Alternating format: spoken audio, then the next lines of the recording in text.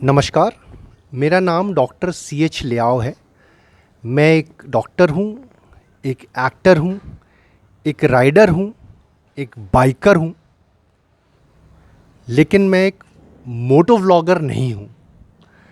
तो मैं बिल्कुल नहीं बोलूँगा कि आप मुझे सब्सक्राइब करें या लाइक करें, लेकिन अगर आपको मुझसे कुछ पूछना है तो आप मुझे कमेंट कर सकते हैं।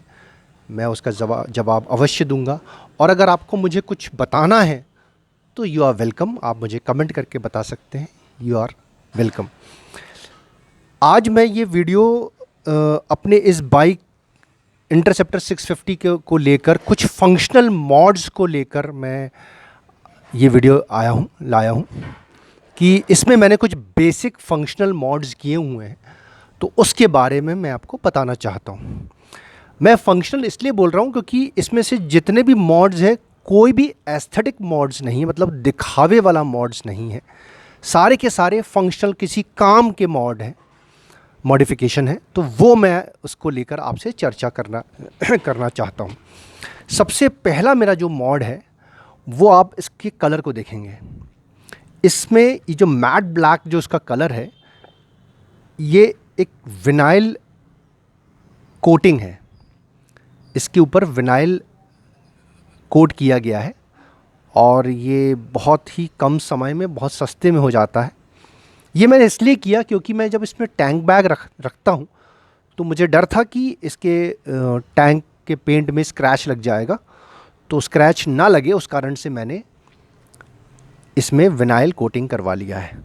इसके पहले मेरी गाड़ी वैसे भी ब्लैक ही है और इसको मैंने मैट ब्लैक अभी किया। इसके पहले मैंने रेड करवाया था और कुछ जमा नहीं मेरे को, तो मैंने इसको ब्लैक चेंज करा लिया। लेकिन ये फंक्शनल मॉड्स हैं क्योंकि अभी देखिए इसमें कुछ अभी इसमें टैंक बैग रखने की वजह से कुछ स्क्रैचेस भी लग गए हैं।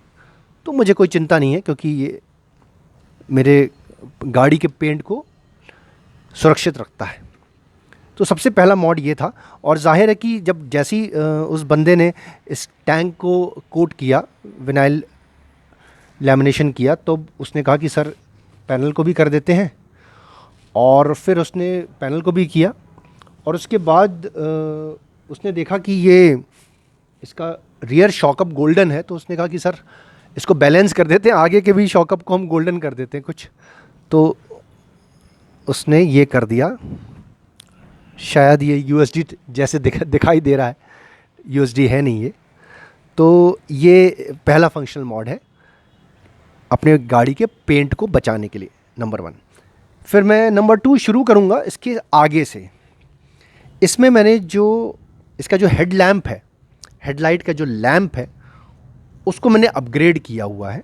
मैंने बहुत से लोगों को देखा है जिन्होंने LED लाइट लगवाई है, वाइट लाइट लगाई है, प्रोजेक्टर लाइट लगाई है।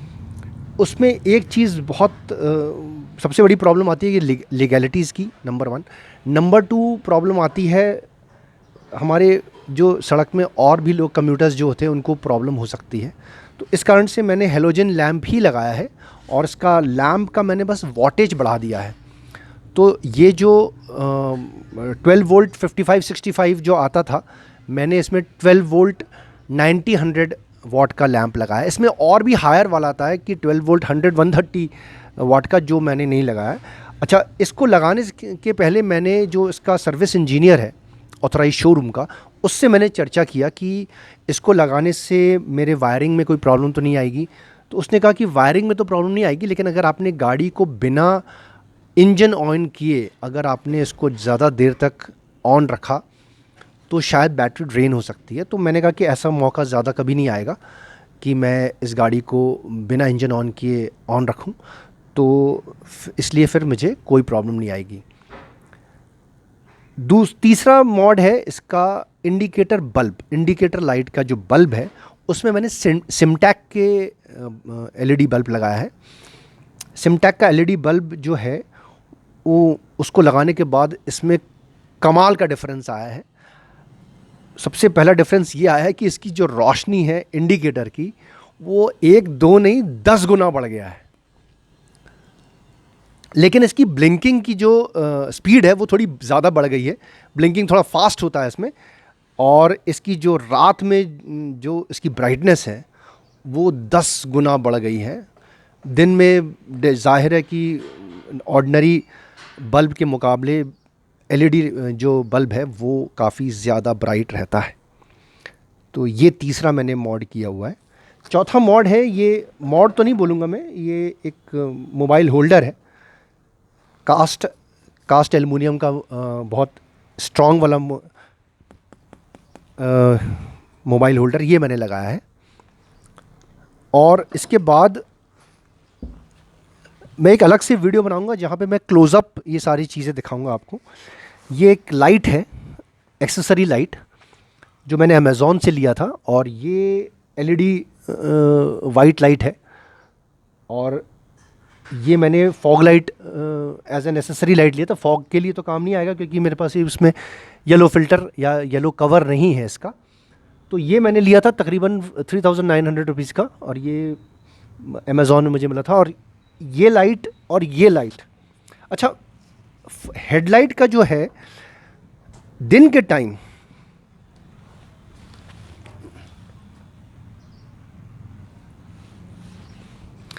हेडलाइट का तो जो है वो दिन के टाइम इसके जो लाइट है ब्राइटनेस में ज़्यादा आपको फ़र्क समझ में नहीं आएगा, और रात में भी सिटी के अंदर आपको फ़र्क नहीं समझ में आएगा। लेकिन अगर आप हाईवे में गए तो फिर रात को जो पिच डार्क होने पर इसका जो अपग्रेडेड बल्ब है वो कमाल की रोशनी देता है। मतलब तकरीबन 30 से 40% बेहतर रोशनी देता है ये जो अपग्रेडेड बल्ब है। और इंडिकेटर तो ऑफ कोर्स साथ में ही देता है।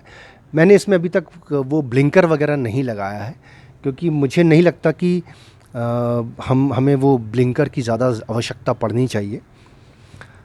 तो ये फॉग लाइट और एक्सेसरी लाइट मैंने यहाँ लगाया हुआ है। इसके बाद एक मॉड मतलब इसमें मैंने ज़ाना का क्रैश गार्ड लगाया हुआ है। ये जो इंजन गार्ड भी है और एक ये टिल्ट स्लाइडर भी है। मतलब एक दो बार मैं यू टर्न लेते टाइम गाड़ी थोड़ी सी टिल्ट हो गई थी, मतलब गिरने वाला था मैं, लेकिन इसने मुझे बचा लिया। और ये गाड़ी बिल्कुल 60% पे आके 60 डिग्रीज़ पे आके रुक जाती है, ज़्यादा पूरा नहीं गिरती। तो इसमें आपका हैंडल और आपका एग्जॉस्ट बच जाता है।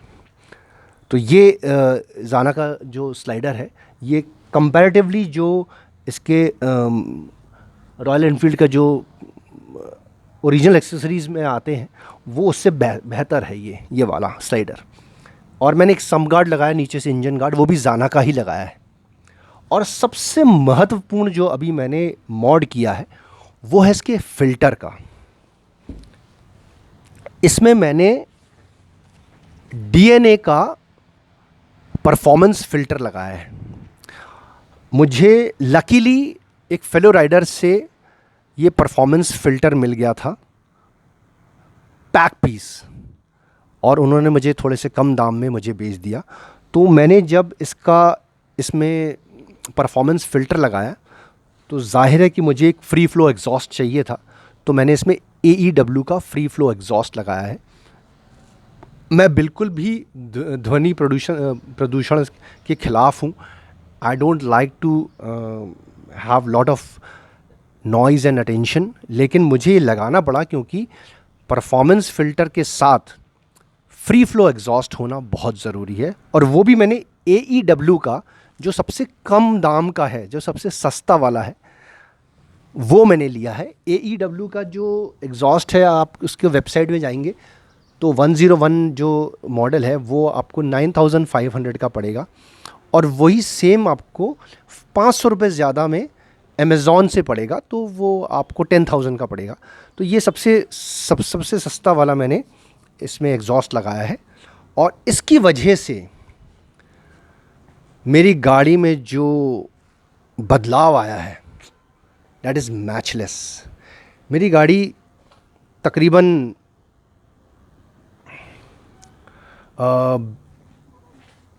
1.25 साल पुरानी हो गई है।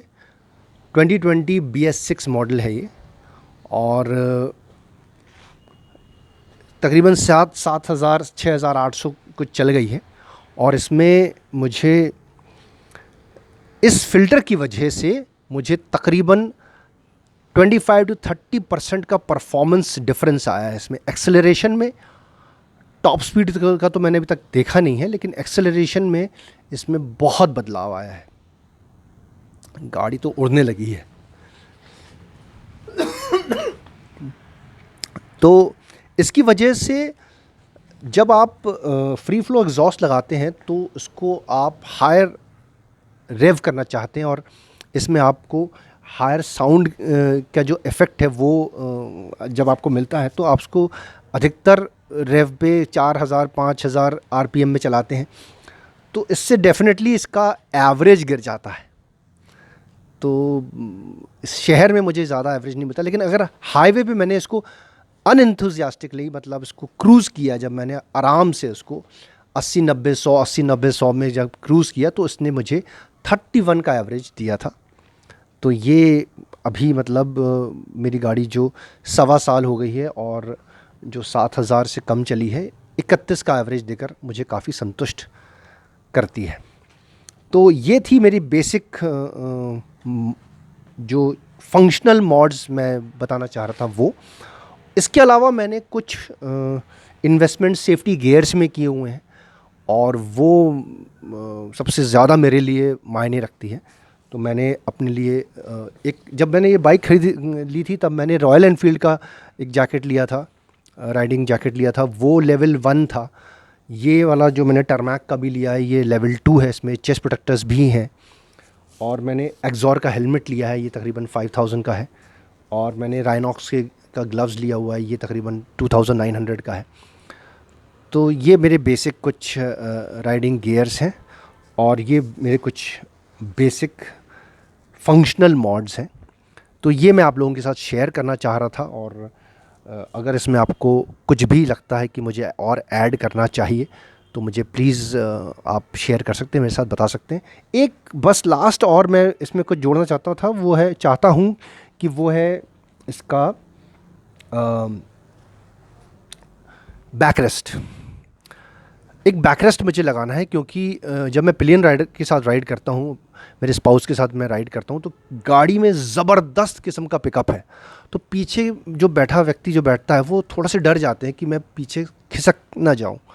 तो उनकी सेफ्टी के लिए, उनके कॉन्फिडेंस के लिए मैं बस इसमें एक बैकरेस्ट लगाने वाला हूँ। और मुझे बिल्कुल भी नहीं लगता कि इस गाड़ी में और कुछ भी मॉड करने की और आवश्यकता है, क्योंकि एज अ राइडर हम बस यही चाहते हैं कि हमारी गाड़ी चलती रहे और हम हर दिन हर वक्त इस राइड का मज़ा लेते रहें। Thank you for everything, and आप सबको नववर्ष की हार्दिक शुभकामनाएं। जय हिंद।